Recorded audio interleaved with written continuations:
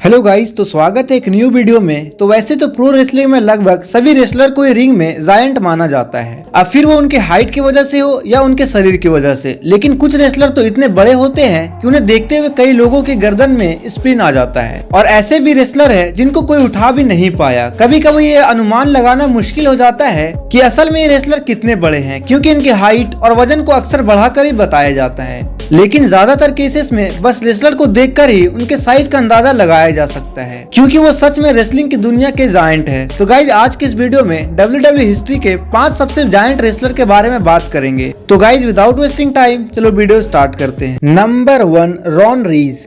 Wrestling में जितने भी अजीब गिमिक्स हुए हैं उनमें से ज्यादातर गिमिक्स तो रॉन रीज के ही थे। वो सभी गिमिक्स से पहले उन्होंने अपने कैरियर की शुरुआत इंडिपेंडेंट सर्किट से करी थी, जहां उनको एक और जायंट बिग जॉन स्टड ने ट्रेनिंग दी थी। 1995 में वो एक ऐसे गिमिक में नजर आए जो शायद प्रो रेसलिंग के इतिहास का सबसे फनी गिमिक था, और वो था द येटी, जो हम सबको लगा कि एक अजीब सा स्नोमैन जैसा था जो डूंजर्स ऑफ डूम के साथ था। अजीब बात ये थी कि वो बैंडेज में बंधे हुए थे और एक इजिप्शियन मम्मी की तरह लग रहे थे। इससे भी फनी बात ये थी कि इस किरदार के लिए वो पहली चॉइस नहीं थे, क्योंकि इससे पहले ये किरदार एक और जायंट जॉर्ज गुंजालेज करने वाले थे, जिनके जायंट गुंजालेज के नाम से भी जाना जाता है। पर क्योंकि ये उनका परमानेंट किरदार नहीं था, इसलिए उन्हें इस तरह पहचान छुपाने के लिए बैंडेज में बांधा गया था। इसके बाद उन्हें 2 और नया किरदार दिया गया था, एक सुपर जायंट निंजा जो कि कुछ समय तक चला, और फिर दूसरा रेवन लॉक के एक मेंबर के तौर पर दिया गया था। इस ग्रुप के अलग होने के बाद रीस ने WCW छोड़कर जापान और दूसरे इंडी फेडरेशन में काम किया, जिसके बाद उन्होंने रिटायरमेंट ले ली और वो कभी कभी रेसलिंग कन्वेंशन में दिखते हैं और अटलांटा के एक वाइन डिस्ट्रीब्यूटर कंपनी में डिस्ट्रिक्ट सेल्स मैनेजर का काम करते हैं। चलो बात करते हैं नंबर 2, जायंट बाबा।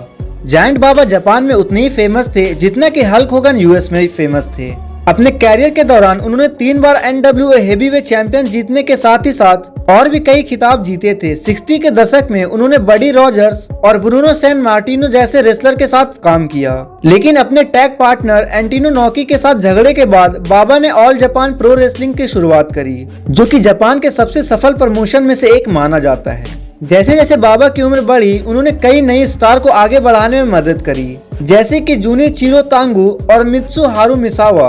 और गाइस, 1999 में अपने आखिरी मैच के कुछ समय बाद ही कैंसर की वजह से बाबा की मृत्यु हो गई।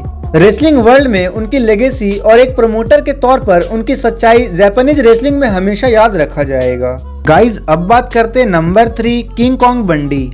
6 फुट 4 इंच लंबे और 450 पाउंड से भी ज्यादा वजन वाले आदमी के लिए किंग कॉन्ग बंडी नाम बिल्कुल सही था। ये नाम इसलिए भी सही था क्योंकि ये एक ऐसे सीरियल किलर ट्रेड बंडी के नाम से लिया गया था। उन्होंने WWF में अपना डेब्यू रेसलमेनिया 1 में किया था, जिसमें उन्होंने स्पेशल डिलीवरी जून्स के साथ 9 सेकंड का एक मैच किया था, जो रेसलमेनिया के इतिहास का सबसे छोटा मैच था। असल में वो मैच 17 सेकंड का था, लेकिन ये एक ऐसा रिकॉर्ड है जो 2008 तक बरकरार था, जिसके बाद केन ने चाओ गेरेरो जूनियर को सिर्फ 8 सेकंड में ही हरा दिया। फिर बंडी ने रेसलमेनिया 2 के मेन इवेंट में हल्क होगन के खिलाफ मैच किया, लेकिन इस वक्त तक उनका रन खत्म हो चुका था। यहाँ तक कि विंस मैकमैन इस बात से बहुत गुस्सा हुए थे कि बंडी ने उन्हें बताए बिना एक डच कंप्यूटर की एडवर्टाइजमेंट करी थी, जिसकी वजह से उन्हें डिमोट भी कर दिया गया था। बंडी को लगा कि ये उनका कैरियर सुसाइड था, क्योंकि उस वक्त विंस मैकमैन अपने रेसलर को कंपनी से बाहर जाकर कुछ नहीं करने देना चाहते थे। गाइस, जिसके बाद 1998 में बंडी ने अपनी स्टैंड अप कॉमेडी और एक्टिंग पर ध्यान देने के लिए WWF छोड़ दिया। बंडी इसके बाद ईडी सर्किट में जाने का फैसला किया और 2006 में वो चुपचाप रिटायर हो गए। गाइस, अब बात करते हैं number 4, Abdullah the butcher. 300 pound से भी ज्यादा वजन वाले अब्दुल्ला रिंग में एक हैवान जैसे थे। उनका किरदार एक बुरे अरेबियन सैडिस का था और उन्होंने प्रो रेसलिंग के इतिहास में सबसे खतरनाक और ब्लडी मैचेस किए थे। उनके सर के स्कार से ये बिल्कुल साफ दिखता था कि वो स्कार्स इतने गहरे थे कि मिक फॉली के हिसाब से अब्दुल्ला उनमें गैम्बल करने वाले चिप्स डाल सकते थे। WCW में उनका इंट्रोडक्शन सबसे ज्यादा फेमस था जब वो एक बड़े गिफ्ट रैप बॉक्स में आए थे, जो कि कैक्टस जैक की तरफ से स्टिंग के लिए गिफ्ट था। इसके बाद अब्दुल्ला और कैक्टस जैक ने मिलकर स्टिंग के साथ फ्यूड किया, जिसके रिजल्ट के तौर पर 1991 की हेलो इन हेवक में उनका एक famous chamber of horror match भी हुआ था। उसके बाद से वो कई अलग प्रमोशन में भी कभी कभी देखने को मिले हैं और 2011 में उन्होंने हॉल ऑफ फेम में शामिल किया गया था।